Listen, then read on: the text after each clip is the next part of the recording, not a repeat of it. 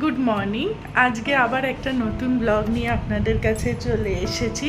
আজকের ব্লগটা একটু দেরির থেকে স্টার্ট করছি। এখন প্রায় 1টা বাজে, দুপুর 1টা বাজে। তো আমি আপনাদের আগের ব্লগেও বলেছিলাম যে আমাদের একটা নতুন আলমারি তৈরি হয়েছে, তো সেটাই আজকে খানিকটা গোছাবো। তো সেগুলো তো অবশ্যই আপনাদের দেখাবো কিভাবে কি গোছাচ্ছি না করছি। আর আমার ব্লগটা একটাই রিকোয়েস্ট, পুরোটা দেখবেন আর সাথে লাইক কমেন্ট করবেন আর প্লিজ প্লিজ সাবস্ক্রাইব করে আমার পাশে থাকবেন। তো চলুন ব্লগটা স্টার্ট করি। এইটা আমাদের লাইব্রেরি রুম, আর এখান দিয়ে যে ছোট ব্যালকনিটা আছে আমার যাওয়ার। আর এই আলমারিটা পুরো জল সোক করে নষ্ট হয়ে গেছিলো, এই দেওয়াল আলমারি। তো পুরোটা আবার নতুন করে করতে হয়েছে, পেছন থেকে পুরো চটিয়ে আবার সিমেন্ট করে করতে হয়েছে। এই যে নতুন করে কাচের তাক লাগানো হয়েছে। এবার এখনও ভেতরটা প্রাইমার করে রং করা হয়নি, বিকজ যে মিস্ত্রি সে বলেছে যে যদি আবার জল সোক করে বর্ষাকালে, তাহলে ওরা আবার কিছু অন্যভাবে জিনিসটাকে করবে। এর জন্য এটা এখন রাখা আছে উইদাউট রং করে। তো আজকে আমি এখানেই খানিকটা জামা কাপড় গুছিয়ে নেব আমার, তো সেটা আপনাদের দেখাবো। এখন আমি যেটা করব, আমার প্রচুর শান্তিনিকেতন থেকে কেনা বা এখান থেকে কেনা হার আছে, যেগুলো আমার নাচের জন্য লাগে, এমনিতেও যখন বেরোই পড়ি। তো সেই হারগুলোকে ছোট ছোট বক্সে রাখা আছে, ওগুলো নষ্ট হয়ে যাচ্ছে, যেহেতু রাখার আমি এতদিন জায়গা পাচ্ছিলাম না। এবার একটা বড় ডাব্বায় রাখবো। এটা আমার ক্যাটরা যে পেট ফুড খায় সেই দোকান থেকে, মেয়েটা আমার বন্ধু হয়, তো সেই দোকান থেকেই জারটা চেয়ে এনেছি। তো এটার মধ্যে আমি রাখবো সব। এই দেখুন সব কেমনভাবে রাখা রয়েছে। এইগুলোকে প্রথম হচ্ছে আমার কাজ আজকে ঠিক করা।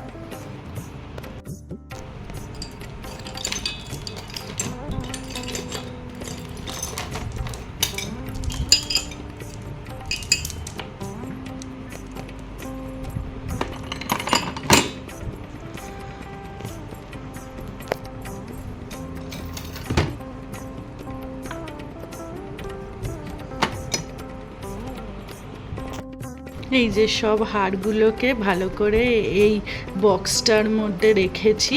এবার এগুলো একটু ঠিকঠাকভাবে থাকবে, না হলে বড্ড ছিঁড়ে যায়, ভেঙে যায়, নষ্ট হয়ে যায় কম জায়গায় রাখতে গিয়ে। আলমারির মধ্যে কাচের তাকের ওপরে পেপার পেতে দিচ্ছি, যাতে জিনিসগুলো রাখতে সুবিধা হয়। আর এই যে আস্তে আস্তে সব গুছিয়ে নিচ্ছি। একদিন তো টাইম লাগবেই এই এত বড় আলমারি গোছাতে। আজকে অনেকটা দেরি হয়ে গেছে আলমারি গোছাতে। এখনও অনেক গোছানো বাকি আছে। আমার নাচের ড্রেসগুলো রাখতে হবে, সব আরও কিছু জিনিস সেগুলো বাকি আছে, সেগুলো কালকে করব। কারণ আজকে এবার লাঞ্চ টাঞ্চ করে একটু পরে আমার রেডি হয়ে ক্যালকাটা ক্লাবে যেতে হবে, যেহেতু আবার আমাদের ওখানে রিহার্সাল আছে। একটু তাড়াতাড়ি বেরোবো, কারণ প্রচণ্ড জ্যাম হচ্ছে আজকাল। 1 থেকে 1.5 ঘন্টা লেগে, মানে 1.5 থেকে 2 ঘন্টা রাদার লেগে যাচ্ছে ক্যালকাটা ক্লাব পৌঁছাতে সল্টলেক থেকে। তো এবার আমি লাঞ্চ করতে যাব, দেখি লাঞ্চে কি আজকে আছে। আজকে দুপুরে ছিল লাঞ্চে টকের ডাল, ভাত, করলা ভাজা, তার সাথে ছিল ডিম বেগুন ভাজা, শুক্তোও ছিল। যেহেতু গরম পড়েছে, আমরা রেগুলার আমের ডাল করছি বাড়িতে খাওয়ার জন্য। এইটা খেতে গরমকালে খুব ভালো লাগে। আর ছিল মোচা, মাছের ঝোল, আর সবার শেষে পাঁপড় ভাজা। এখন 5:15 বাজে, প্রচণ্ড রোদ এখনও বাইরে বেরোনো যাচ্ছে না।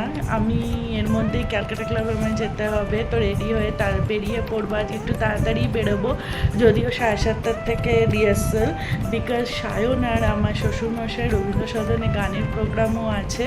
তো আমাকে ড্রপ করে ওরা রবীন্দ্র সদন চলে যাবে। আর আজকাল এত জ্যাম হচ্ছে, যাতে কোনো প্রবলেম না হয়, তাই আমরা 5:30টার মধ্যে বেরিয়ে পড়বো। তো আমি ঝট করে রেডি হয়ে নেব। আর এই যে আমি রেডি হয়ে গেছি আর এখন যাব ক্যালকাটা ক্লাবে নাচের প্র্যাকটিসের জন্য। আজকে রাস্তা মোটামুটি ফাঁকাই ছিল, তাই আমরা বেশ তাড়াতাড়ি পৌঁছে গেলাম।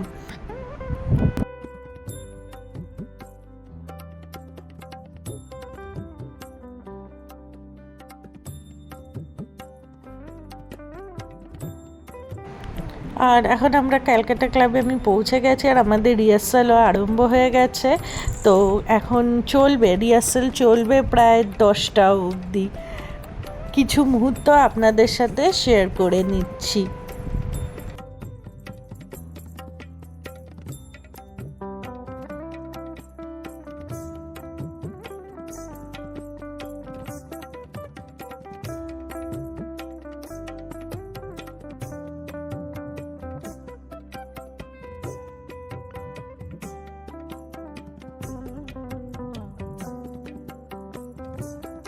আজকে অনেকটাই দেরি হয়ে গেছে ক্যালকাটা ক্লাব থেকে বেরোতে। 10:30 নাগাদ বেরিয়েছি, আমরা রিলস বানাচ্ছিলাম। তো এখন 11টা বেজে গেছে, এখনও আমরা বাড়ি পৌঁছাতে পারিনি। এখন আমরা বাইপাস দিয়ে বাড়ির দিকে যাচ্ছি। এই যে আমাদের টিকলি, ওর এই গরমে সব লোম উঠে গেছিলো। এমনিতেই ডগদের 2-3 বার করে শেডিং তো হয়ই, তো সব লোম উঠে গেছিলো। সায়ন ওকে ভালো করে ব্রাশ করে দিচ্ছে যাতে পুরনো লোমগুলো পড়ে গিয়ে ওর নতুন লোম ওঠে। আর ও খুব আরামে শুয়ে রয়েছে। এটা হয়ে গেলে ও আবার ডিনার করবে। আর এই জাস্ট ক্যালকাটা ক্লাব থেকে এসে ফ্রেশ হলাম, এবার ডিনার করতে যাব। চলুন দেখাই আজকে ডিনারে কি আছে। ডিনারে আছে ডাল, আলু পোস্ত, তার সাথে আছে আমের চাটনি। আমি একটু উল্টো পাল্টা যেগুলো সামনে আসছে সেইভাবেই দেখাচ্ছি।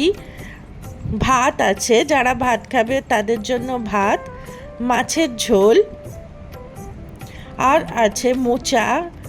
আর আমি রুটি খাবো বলে আমার জন্য রুটি আছে, আর জেঠু গলা ভাত খাবে বলে জেঠুর জন্য গলা ভাত।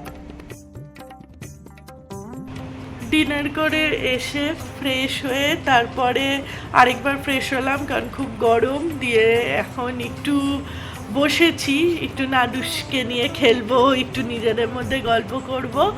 আর তো আজকের ব্লগটা এখানেই শেষ করছি।